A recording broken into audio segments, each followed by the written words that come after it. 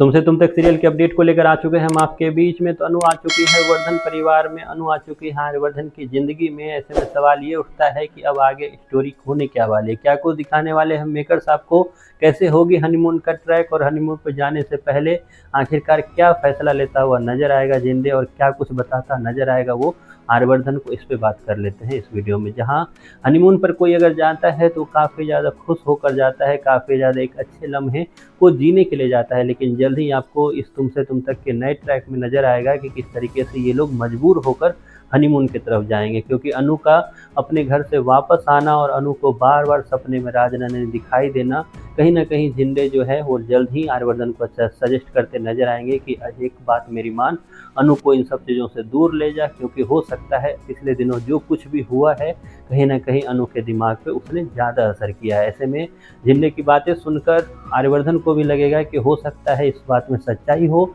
और आर्यवर्धन दोबारा एक तरह से एक टिकट लेने वाला है। कहाँ के लिए? तो स्विट्जरलैंड के लिए। जो स्विट्जरलैंड का टिकट कैंसिल होने के बाद मीरा काफ़ी ज़्यादा खुश होती हुई नज़र आ रही थी, तो उस मीरा का जो एक तरह से शकल है उसके तोते उड़ते हुए नजर आएंगे, जैसे उसे पता चलेगा कि दोबारा फिर से आर्यवर्धन और अनु जो है एक तरह से हनीमून के ट्रैक पे जाने वाले हैं। हनीमून के ट्रैक का नाम सुनकर एक तरह से अनु काफ़ी ज़्यादा खुश होने वाली है, तो आर्यवर्धन भी काफ़ी ज़्यादा खुश होने वाले हैं कि फाइनली मुझे कुछ वक्त मिलेगा अनु के साथ गुजारने का। क्योंकि जैसे ही शादी हुई उसके बाद हंगामे होने स्टार्ट होने लगे, जिसमें आर्यवर्धन और अनु का जो एक साथ था वो खुद ही एक दूसरे से दूर होने लगे। फिर चाहे वो चरण का कहानी हो या चरण की एक तरह से आइडेंटिटी हो, उसके बाद राजनंदिनी का सच हो, या फिर उसके बाद एक तरह सिद्धि माता का उस मन्नत के बारे में बातें हो जिसको पूरा करने के लिए अनु गई थी मंदिर, वहाँ पर जो कुछ अनु के साथ हुआ वो भी आपने देखा। और उसके बाद फिर जिंदे का एक तरह से इस बात को लेकर डर हो कि कहीं जलंधर जो है अनु को सब कुछ बता ना दे,